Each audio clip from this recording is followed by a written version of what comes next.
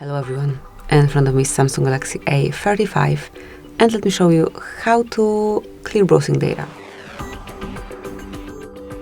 First of all, you need to open the browser that you're using. Let me pick Chrome. Tap on more icon then and select clear browsing data. Now go to more options and here you will be able to mark the data that you want to remove.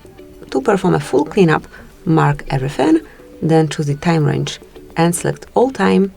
Obviously, if you want to remove data just from past hour or past day, mark one from those options. And once everything is selected, click on Clear Data. And that's it. That would be all. Thank you for watching. Please subscribe our channel and leave the thumbs up.